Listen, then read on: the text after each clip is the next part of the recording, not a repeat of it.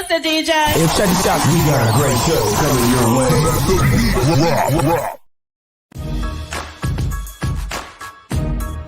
From the ECSI Sports Studios, it's the Midday Market Report with Jeff Dawson.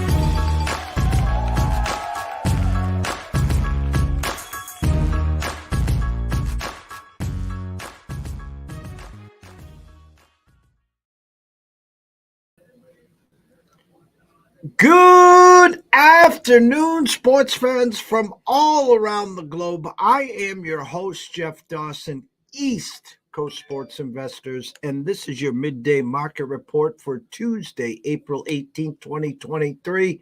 The backdrop, Gillette Stadium, home of the New England Patriots, who are on the clock at number 14 next Thursday, as the draft will officially kick off. And our regular Tuesday guest from football season is back in our studios live from LA, the one and only Mr. Ron at Ron A Sports.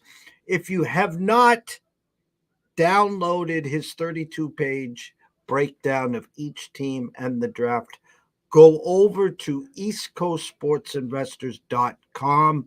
Pause for 5 seconds. There will be a drop down.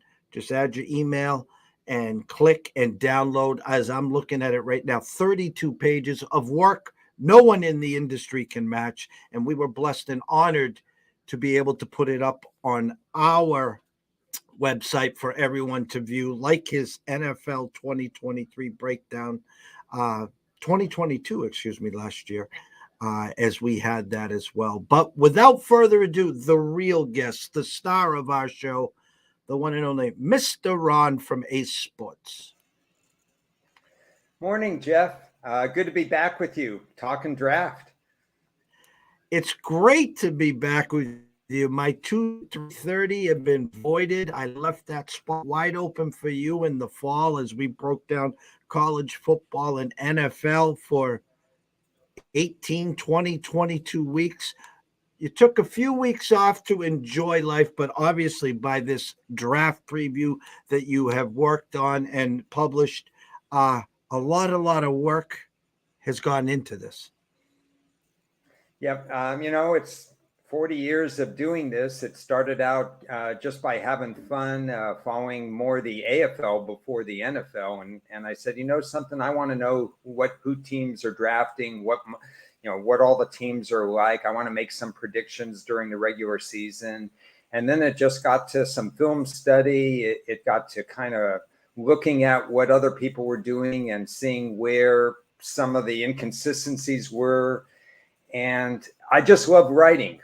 We've talked about that during the season. I like writing for clarity in terms of predicting, in terms of handicapping, and in terms of just what I expect and then what happens, and then trying to merge the two. And there's nothing more predictable and unpredictable as the NFL draft, team by team, story by story. It's just crazy.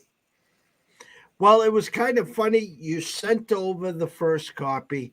And then I want to say, what was it, like an hour later, 2 hours later, OBJ decides to sign with the Ravens. You sent over the edited version. And then since then, Jalen Hurts gets paid, and he got paid handsomely. Not that Philadelphia would have been going into the draft looking for a quarterback. And today, Allen Robinson, as long as he passes the physical, will go from the Rams to the Steelers. Doesn't affect much, I assume. The Steelers drafted Pickens last year. We know that they are blessed in identifying wide receiver talent. Thoughts leading up to next Thursday? I mean, there hasn't been a lot of moves. Lamar Jackson still, we're assuming, will be with the Ravens, maybe, I guess. Aaron Rodgers, we're assuming, will be to the Jets.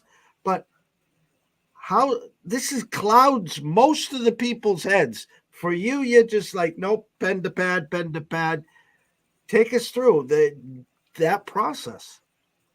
Well, right now, you have to sift through all the rhetoric because it's lying season still. People are not going to come with their true intentions. You got to read what the beat writers say. You got to go beyond what's being shown on TV on the major channels to get some of the more news. You got to look real closely at the private workouts. You got to see how many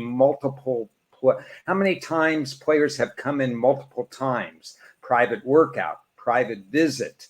Were they there during pro days? Were they there during the combine? You got to kind of match the tea leaves with the teams. Did one team look at 8 wide receivers and no cornerbacks? Did one team omit a quarterback that you would have thought that they would have, a quarterback, a cornerback, something like that? Did they do that for trickery reasons, or are they more transparent? There's just so much going on during this time period.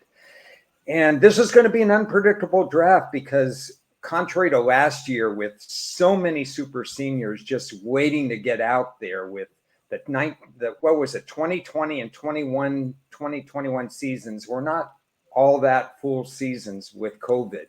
And then we had 2022 and we had this unbelievable draft where I'd never had as many people have draft worthy grades as I did last year. And now we're kind of seeing all the superstars that came out last year have left this with, I think I'm going to have maybe 20 players, give or take a couple, with legit first round grades. And so we're going to see some trades. We're going to see some teams value a player, example, wide receiver. We're going to see some teams value a wide receiver maybe as a top 15 pick, and another team valuing that same wide receiver as 35th in the draft. We're going to see some differences. There's so many questions going through my head right now. I don't know which way to go. So if I seem like I'm bouncing around, I apologize. Please, at any point, hit me over the head with the dummy stick here. Consensus the last week, 10 days, however long it's been, Bryce Young will be the number one choice. He is the big favorite on the board. Agree or disagree that is the correct choice? I think the top 2 quarterbacks, Young and Stroud, are almost dead even for me right now. I hope to have an article that will be available, and I'll tweet it out when it's available today. I wrote it yesterday. That talks about what I'll use as separators. And as I've said many a time, these young quarterbacks thrive and they're better off when they have a solid offensive line that pass blocks for them. And when they have a tall target, a catch radius tight end that can help with their errant throws, because generally rookie quarterbacks will not be able to throw into tight windows right away, or they'll do it a step slow in terms of their progressions because they're rookies. They haven't seen the speed of the NFL. So I'm looking to see which one of the 2 teams, Carolina and whoever drafts Stroud, goes ahead and has that offensive line and tight end that may be more camera ready for these individuals. But I think these are the 2 best quarterbacks in this draft. I want to go back a step. We talked about Jalen Hurts got paid. And I go through this every time I talk about Jalen Hurts. His first year, full-time quarterback, it was one read, not open, put the ball down and run. And there were 10 completed passes across the middle. Eagles, hats off. Upstairs knew they had a problem. What'd they do? They fixed the offensive line. Miraculously, Tennessee gifts wraps them A.J. Brown. You have a healthy Goddard, and then they got a wishbone back there of running backs. And then obviously the proof was in the pudding. The second year emergence, or I should say, the seasoning of Devontae Smith as well. Now you look at some of these teams, Carolina, you look at Chicago with Justin Fields. Now we talked about it during the season. Fields needs one of those alpha wide receivers to help him. He's got a couple tight ends. I don't know what they're going to do in the backfield now. He needs help at the offensive line. So if I was to say to you, Ron, I'm a Bears GM, how do I go about duplicating what Philly did, because I think Justin Fields can make that next step and be Jalen Hurts next year. The Bears had a culture change with the new GM last year, and they took 5 picks and they made it 11 picks during the draft, during the 2022 draft. So on the positive side, they recognized the fact that depth matters. Their roster was by choice. They were getting rid of all pro linebackers, 2 of them that they let go. They lost a safety. They lost a cornerback. So they were losing some of their veteran talent. They needed a rebuild, and they understood that. My problem last year, drafted 4 offensive line, and 3 of them were unrated on my board. So I think they need to do a better job of talent evaluation, and that's what I'm going to be looking for. I think they get the process. I think they understand that they need to build the roster. If you draft 10 and 5 don't work out, at least 5 picks work out. The teams that draft 6, 7, if 3 or 4 of them don't work out, they're down to 2 or 3 people that actually make the squad. Look at the Raiders and teams like that. The Jets before last year, when they just didn't draft in quantity or quality. So the Bears are getting half of the puzzle. Now I just want them to draft better. And that starts with offensive linemen. They thought, at least my thinking going in, I don't know what they're really thinking, but if they moved from 1 to 9, first of all, that enabled them to get a quality wide receiver. Secondly, they got a lot of picks in this year and next year draft because it's a 2-year build. And thirdly, the offensive line movement in this draft probably starts right with the Bears at 9, and they're going to have their pick of maybe every single offensive lineman, or at the very least, the second best offensive lineman.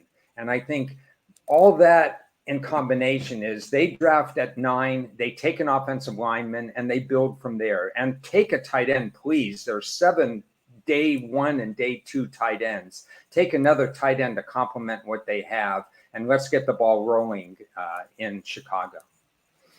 Shout out to Connor. Shout out to Mr. Sailor. Russell says, you 2 are the top 10 picks in my Mark Capper draft. Thank you, Russell, so much there. All right, it's the number 2 pick. It's the Houston Texans. A million ways to go. You talked about management being a big part, and you talk about we're in baseball season now here at EC, about curveballs, changeups. Houston's got them all. They could have been sitting at the number 1 pick, but they wanted to go out and win the last game. Assuming Bryce Young is gone. I talked to you behind the stage that says that Stroud's number 4 on their board, that Will Levis is actually their quarterback. Now, we know there's a stud coming out of USC next year that most likely will be the number 1 pick in the quarterback there with Mr. Cunningham. Willie Anderson, Jalen Carter. The list is endless. What happens at number 2? Comedy. How about that? I mean, last year I got information. I tend to get information about with this team. Some teams I get no information on. But with Houston, I got some information. They were interested in Darryl Stingley, and that's the story from last year. Why are you passing up Ahmad Gardner, who allowed 0 touchdown passes in his college career, to go get a cornerback, where we all know at cornerback and quarterback, maybe every position, availability matters. And Stingley missed major parts of 2 seasons, one of which completely due to injury. He has, if he's on the field, quality cornerback talent, but you're going away from the consensus number 1 Gardner, but that's what Houston does. Houston tries to look at niche positions. They don't draft according to the book. Part of their draft team is gone this year, so I was wondering if they're going to be more conventional, but it sounds like they're not sold on Stroud. And if you're not still sold on Stroud, okay, you have 2 choices, in my opinion. And one of the choices is not to draft Will Levis, by the way. I don't know if you saw the tweet. Maybe some of my followers saw the tweet that I had a couple weeks ago. The last 7 or 8 number 2 draft picks, number 2 overall draft picks, and the last 7 or 8 number 3 overall draft picks, the success ratio is about 30%. It's horrible. 4 out of 15 or so have actually made it in the NFL. Just because you're drafted 2nd overall or 3rd overall doesn't guarantee that you're going to make it in the NFL. And I think Will Levis would be a mistake with them. Now, I would trade down, not far. I would trade with Indy, who I think is hell-bent on getting CJ Stroud. I think that's their man. And if you go from 2 to 4, you could still get a great edge rusher or cornerback or something like that, plus an extra draft pick or 2. If you want to go non-quarterback, okay. If you're not sold on CJ Stroud, I'm generally okay with that. But get some draft capital and don't go after another quarterback. I think Houston throws a curveball. I agree with that, and we do know who's at 3 right now, Ron? Number 3 is Arizona, which I hope. It's weird with Arizona because they have a new GM, they have a very young coach, they have a very young coordinator group, and they're on the clock. And they're going to have, if CJ Stroud is available, they're going to have teams really looking to trade with them. I hope that they're not waiting till the last 10 minutes when they're on the clock to do something. What they need to do is have contingency plans in place right now, all the way to the draft. They should have bidding wars going on. If they're not taking a quarterback, which I don't think they will, and if they're not, they could stay and draft Will Anderson, the safe pick, which I think is a good deal for them. But they could also get a lot of draft capital if CJ Stroud is gone at number 2. Russell wants to know, do I donate my money betting Tyree to be the first defensive player? No, not necessarily, because it's Houston. You've got that curveball team. Houston could go ahead and say, I want to go with Tyree because Will Anderson feels too safe to me, and I'm not a safe drafting organization. I would personally, if I were GM, not do that. But I think I haven't seen the odds lately. I think first defensive player to go off the board was Will Anderson at quite pricey, and then this guy Wilson was about 375 plus 400 or something like that. And I think with Houston at number 2, I think that's value. If you're still getting that kind of price for him to be first defensive player on the board, doesn't mean you're going to win it. Because even if you think the price should be 2 to 1, that means 2 out of every 3 times you're going to lose that play. But I think if you're getting plus 400, there is a little value in there. So the draft obviously starts at number 2 with Houston. Arizona has made it clear they want out. They're looking for bidders. They want to create the frenzy. And we know at number 4, Indy is sitting there like, okay, what's going to happen? Because obviously they have made it clear that they want a quarterback. Now, word off the street the last couple of days is Tennessee's raised the white flag and said Malik Willis is not the answer. Now, maybe that means this year, and they didn't waste an early pick on him. He's still got time to groom and to season. Is it just jibber that Tennessee would make a big swing to get up into that 2, 3, or 4? Actually, obviously, Indy's not going to trade the 4 spot, but would Tennessee make the vault to try to get up there to get in on those quarterbacks? Yeah, I heard those rumors from sources that other people trust going from 11 to 3. But again, what makes this an interesting draft, even for people like myself who have studied it for so many years, is you have new GMs all over the place. You have new coaches all over the place. This is a win now league, and everybody's changing. They're not giving you 5 years like in Cincinnati, where Zach Taylor gets longer because of that organization and their culture not to fire people. But Tennessee has a new coordinator now, so it's their coach that has more of the power. I don't mean new coordinator, new GM. And we don't know his tendencies per se. We know that Mike Vrabel is going to have a big say in the draft room. And he has, at least right now, he has a veteran quarterback in Tannehill, and he has a veteran running back in Henry. And if I were them in that division, I wouldn't be going gun-ho on a quarterback, whether it be Anthony Richardson or whether it be Will Levis or whether it even be C.J. Stroud. I have other needs to fill with Tennessee. They kind of lost more than they gained in free agency. They were dumping some contracts and kind of doing a rebuild in progress while maintaining veteran leadership at quarterback and running back. I don't buy into the 11-3 trade. We'll see if that happens or not. I think Tennessee is just blowing smoke right now and just trying to get to a place where their target position is still available on the board. You talk about that division, and we talked prior to last year, and Colts. We talked Tennessee as those were the two favorites, flip-flop, and obviously everyone wrote off the Texans, and for most people thought that Jacksonville was a year away, and obviously the emergence, the Trevor Lawrence that we expected, Mr. Peterson, a big part of it. Ingram, wide receivers galore. It was a beautiful story. Now, if you're looking at that division a year later, I think we're automatically putting Jacksonville there. Then you got an Indy team in disarray that needs a quarterback. You're looking at a Titans team that, as you said, an aging quarterback, an aging running back, a team kind of in limbo, and then you got the Texans. So you're basically saying, is this the Jacksonville? Can we just check the box and then go play that future right now as the division winner? Is it that easy? It's partially that easy, but I'll play devil's advocate.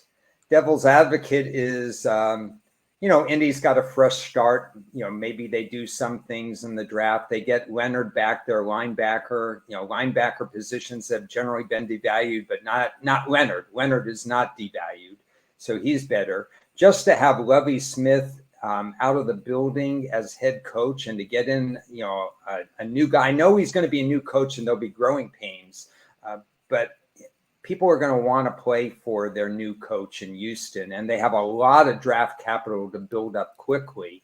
So I can make a case there. And Tennessee has the veteran quarterback. The problem I have with Jacksonville, here's an interesting thought. What I've heard is that the amount of money Jacksonville spent in 2022 in free agency, they blew away the market, the most ever, $275 million. Spending money in free agency on known commodities, actually, there is a positive correlation to win success. So if you look back at who spent the most each and every year, those teams did improve. So that part is interesting. Problem I have is I don't like Jacksonville's GM. In the deepest draft ever, 2022, he turned 12 picks into 7, and he took a relatively unknown guy as the first overall pick. We don't know. It was a pick based on projection, based on his actual stats in Georgia weren't overwhelming, not first round pick overwhelming.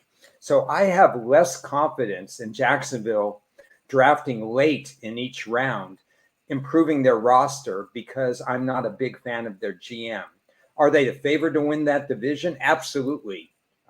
But I will play devil's advocate and say, let's wait to see what happens in the draft before I just throw money at Jacksonville, because I'm concerned about their draft habits.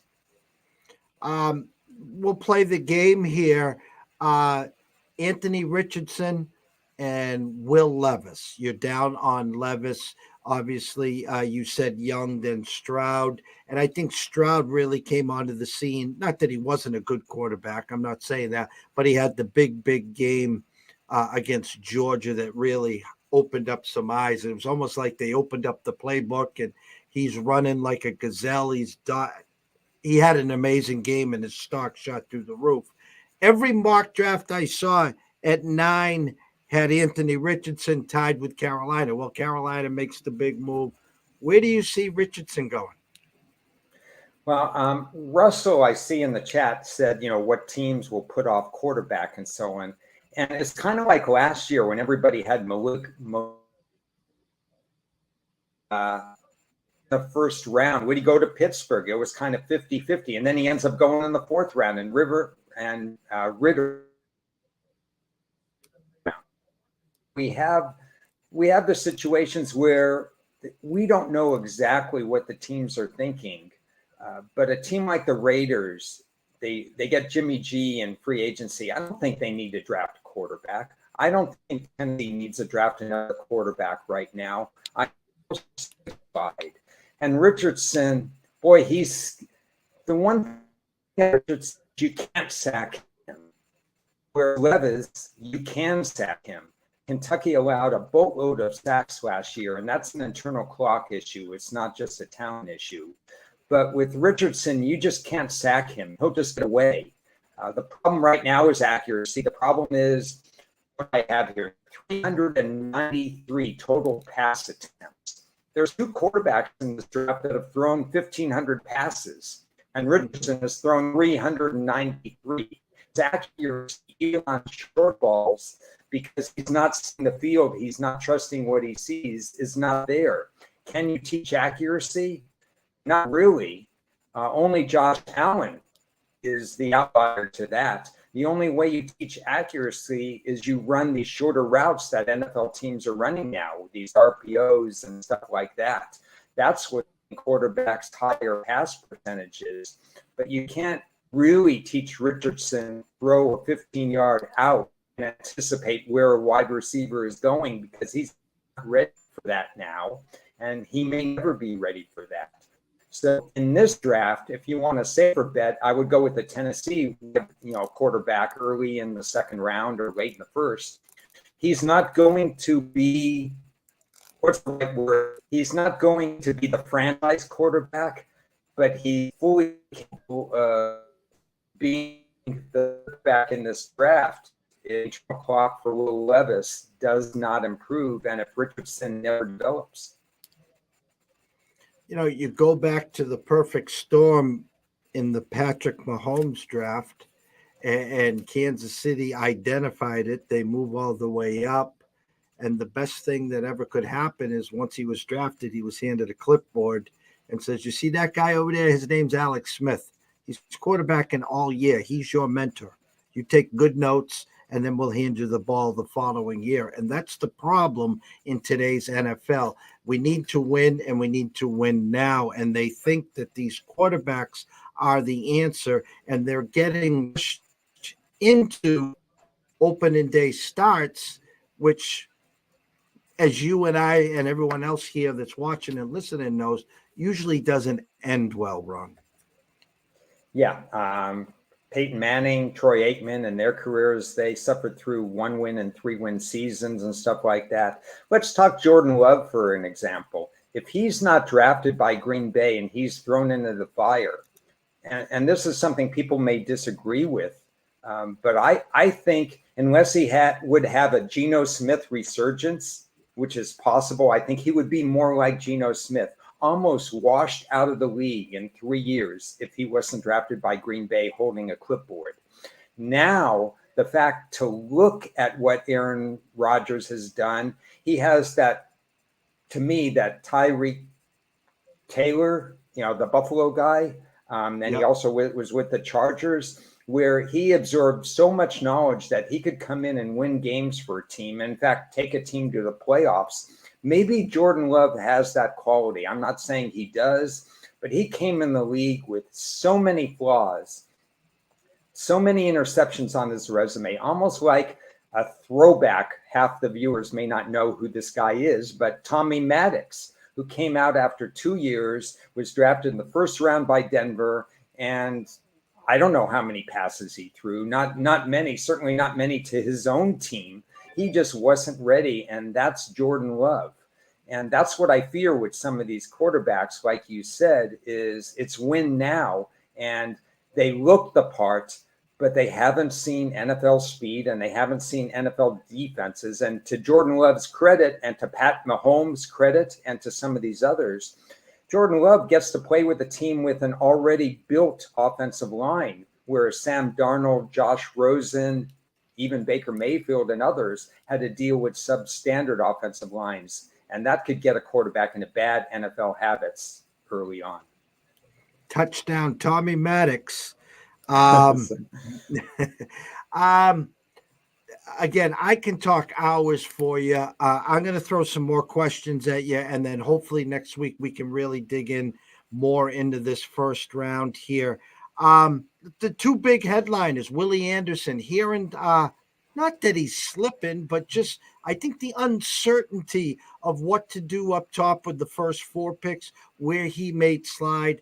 Jalen Carter, obviously, with the off-field incident, and I forget his name. I know I think it's the Oregon rusher is gaining some steam. Give us some non-quarterback early picks that you see and potential landing spots.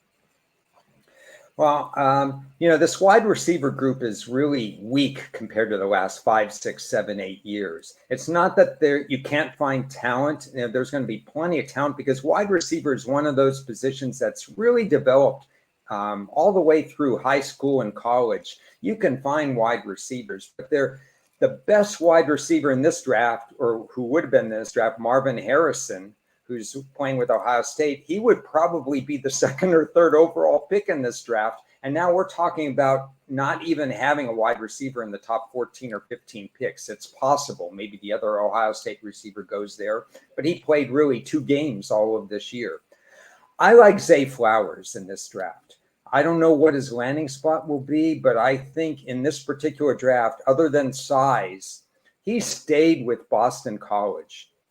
In this day when you're thrown money and you get to go anywhere you want to go, he stayed with Boston College, subpar quarterback play, more of a run-oriented, defensive-oriented team.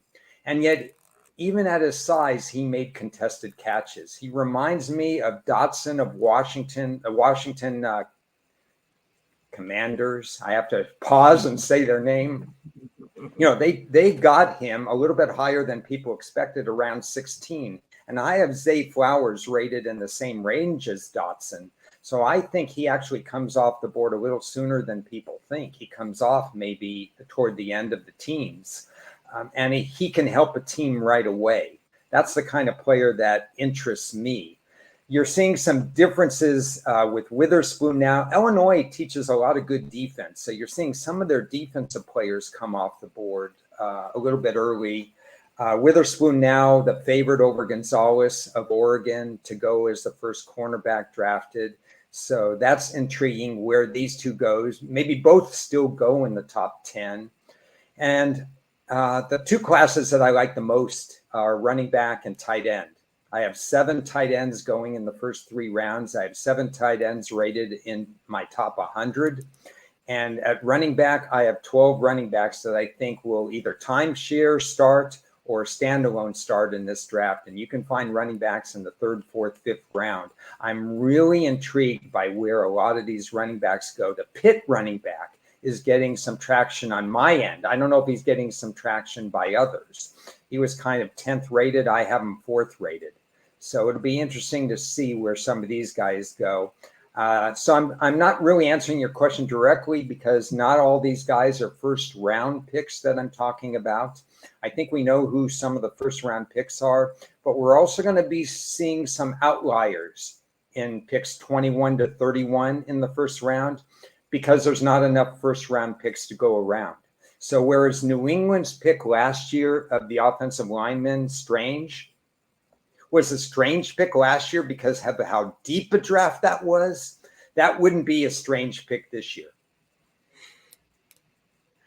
Russ asked, any chance Trey Lance gets dealt? Russ, I'll give you my 2 cents here. The one landing spot would be Trey Lance to the Ravens, Lamar to the 49ers. And then obviously the 49ers would give up a handful of draft picks or whatever.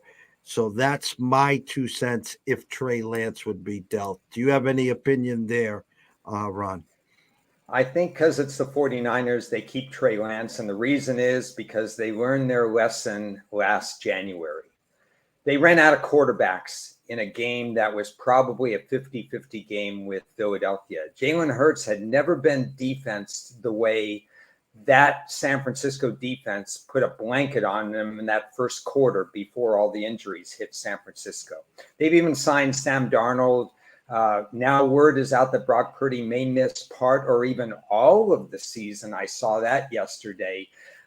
I would think there's a 1% chance that Trey Lance gets dealt. I think they have to keep him. They have to see what they have in him. They have enough of the team around him where quarterback doesn't have to drive everything, but they lost Jimmy G, that experience, that, you know, the guy who was just right for them if he could have stayed on the field. I don't think they can afford to trade Trey Lance. Russell wanted to know, Darnell Washington, first tight end at plus 550.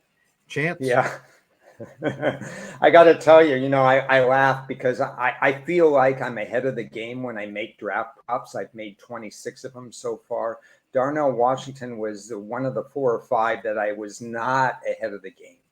So I'm sitting there with Bryce Young at plus 210, CJ Stroud at plus 475. I got some other guys with tremendous value. I actually took Darnell Washington at plus 350 to be the first tight end drafted, which is not going to happen. I'm going to take a loss there. So, that's not one of my big deals there. But I think Darnell Washington has a chance to make it into the first round. And so the way you could deal with that, instead of being first tight end drafted, because I don't think he will be, even though I have that same bet, Russell, at worse odds.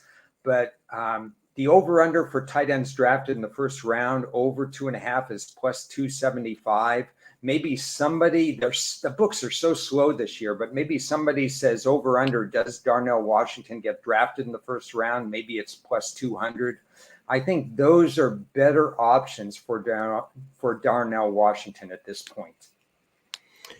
You talked about Zay Flowers from BC right down the road here. You talked about Witherspoon. If the Patriots stick at 14, I will go out on a limb. If Witherspoon is still there, that will probably be the Patriots guy. I'm hearing little rumblings there. I see them trading back. They don't do well from this spot. I do know that there is some buzz for Zay Flowers. Now from 14, how far could they trade back to ensure that they did get Zay? It's a tricky conversation right now, 9 days out from the draft. Now that Pittsburgh has Allen Robinson, I still think Pittsburgh does need a wide receiver, but that means they're not going to go wide receiver first round. That's my first take right now, just based on the news that came out not that long ago. So Pittsburgh's at 17, and I have them tied to Joey Porter Jr., the cornerback, personally, for a variety of reasons. So I don't think you want to go back to 20. I know Zay Flowers, the original talk was it would be mid to late 20s, and now we're talking about the low 20s. I don't think you want to go back too far if you're gung-ho on Zay Flowers, although New England doesn't do great with – that would be a departure to actually draft a wide receiver with a pulse for New England. I agree they like to trade back. They like to do a lot of different things in the draft, but they have 11 picks in this draft. And when a team has 11 picks, I don't want them to trade back. That's just fooling around. That's Minnesota Viking kind of draft where, hey, I have 11 picks, but I'm still going to trade back. I say go get somebody when you have 11 picks. You've already demonstrated that you're able to trade up and back. I don't doubt New England's ability to manage the draft board. I say stay at 14 and get the best player on your draft board. Do you have Zay Flowers in front of the TCU wide receiver? Yes, I do. But they're interchangeable. I need to know where they're going to go. They're all different. Quentin Johnston, that's the TCU wide receiver. I can make a case for any of 4 wide receivers being the best in this draft. I need to know, because I'm such a big proponent of person job fit, and that goes inside and outside of football, at the GM office, the corporate office, any business and stuff like that. Person job fit is so important to me that I need to know where these wide receivers go. So I will re-rank the top 4 afterwards. Right now, I tentatively have Zay Flowers second, ahead of Jordan Addison third, and Quentin Johnston fourth. Addison, is it wide receiver at USC? Yes, Pittsburgh by way, USC. Nowadays, these guys have played at 2 schools. And so when you say a guy is from a certain college, Drew Sanders, they say he's from Arkansas, but he played 3 years in Alabama. All these guys, I want to know what they did at 2 schools instead of just 1 school nowadays. Last question for this week. You have Biff Solmanek, the Texas star running back, the next coming to Ricky Williams, the star of all stars. Of course, we don't draft running backs in the first round. That's a no-no nowadays. Obviously, I don't want to say, like in quarterbacks, the generational quarterbacks, the John Elways, the Andrew Lucks, the Peyton Mannings, the Trevor Lawrences. This guy is being talked about as something special. I know it's early. We'll talk next week if we come back here. Where do you see this gentleman landing? This is a special running back. I am of the, especially in this deep running back class, once you get past him and Gibbs, I say wait, because running backs 3 to 15 are interchangeable in my book. So I say wait, but I don't think you wait on this guy, because this guy has moves that smaller running backs has. He has this lateral agility. He has this easy pass catching ability. To me, he belongs in the top 15. If you're Dallas and you've been so passive over the years, I don't think you want to wait for him to get there. Cincinnati doesn't trade up often, but in a heartbeat, I would trade up. If he's there at 20 and I'm Cincinnati, I'm trading up to get him, and I'm dumping Joe Mixon about 3 seconds later, because Mixon has tread on the tires right now. He's reliable. He can catch you a 5-yard, reception, maybe 6.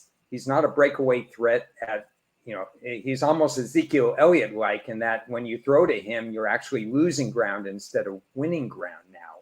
And Mixon has 1 or 2 incredible games, and he's incredibly reliable. But I don't think you want incredibly reliable as your bell cow running back anymore. I think Cincinnati and Dallas need to go up and get him. If not for that, I don't think Philadelphia takes him at 10. You may be more in tune with that. You were correct that they were going to leave on Sanders as running back. So I want to give you credit for that one. And I don't think Philadelphia gets him, because I think Philadelphia wants to go O-line, D-line. But when it comes to pick 13, 14 in the draft, I think you're going to see somebody take him. I need to delve more quickly in that. But I think he belongs in the top 16. I do a show weekly with Brady Tinker that does work for the Cowboys. And all along we said, or I was saying, are you going to be forced to take this guy? And, with the Pollard injury, but they tagged him, and Zeke, thanks, but no thanks. It makes too much sense. And even he was saying, it's almost like if he's there, Jerry would feel pressured almost to take this guy. It makes too much sense. As Russell is talking about, Mixon's off the field mistakes coming back to bite him. So I think Mixon will be off to greener pastures, or let's just say a 10 by 12 somewhere for a while, but not in Cincinnati. So you think about Joe with Chase, with T, all these weapons. Now you added something like that, Robinson behind you. OMG. Yeah, it would be incredible, because they're top heavy in terms of passing, and that contributes to sacks as well. I mean, Joe Burrow is a generational type quarterback who needs a better offensive line, and he needs at least some semblance of a running game. It's an incredible fit there. I also think Tampa at 19 is a good fit too. If I remember, they're drafting 19. And I think in order to jumpstart a new regime without a 45-year quarterback who's still better than most 25-year quarterbacks, now their offensive line is going to protect for somebody who's not going to see the field like Tom Brady saw the field. They need to have run-pass balance, and no team almost in the history of the NFL had worse run-pass balance than Tampa. Tom Brady threw 700 plus passes and another 66 I mean, who does that? I mean, 40-year-old arms would fall off, much less 45-year-old arms. So Tampa, I mean, if I'm Tampa, I'm looking hard at this guy. I agree. We've kept you overtime. I'll have to send 2 invoices this time. I like to always throw you a soft little Hail Mary your way. The scroll has been going the whole time, Ron, at Ron A Sports. Go to Twitter. Go follow Ron. Amazing work. Go to our website at eastcoastsportsinvestors.com. Pause 5 seconds. There will be a drop right there. Add your email. Download this 32 pages. Amazing work. But as I always like to do, Ron, any closing thoughts for everyone that's been watching and listening today? Well, the draft is a moving target, so I'm still working. I got papers surrounding me. You can't see them. There are papers all over the place right now. Teams writing notes on teams, players writing notes on players. So I'll probably have a couple more podcasts. I definitely want to come back on with you and talk more as we get closer to the draft. If you follow me on Twitter, you'll see some of the podcasts that are listed. You're going to see some articles coming out. You can always send me a message if you have a question about a quarterback or something like that. It's probably not perfect for me to send out some of the draft props that I made because those are moving targets too. And I kind of treat them, I'll be honest, and I told this to you offline, I'm more recreational now with the draft props because I don't like getting limited after draft season. It affects a lot of other stuff. So I'm personally happy with making smaller wagers and just enjoying the draft as well. And that's the thing. Don't get, my parting words of advice is don't get too caught up on if you miss a handicapping nugget in terms of the draft, because you have these teams that are going to throw curveballs all at you. Don't take it all completely seriously. You got the Houstons we talked about. You got other teams that are not that good at drafting. Take it all with a grain of salt. Enjoy it. But I'll have more to say these next 9 days. I really enjoy it. I love this kind of season. Everybody I've been on to, and on with and so on. It's just so much fun talking the draft.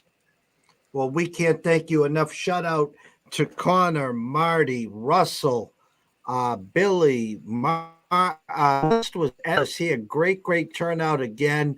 We can't thank you enough. We can't thank the star enough, Ron. Go follow him at Ron A Sports. We will be back next Tuesday, most likely at 3:30. Keep an eye on our timelines.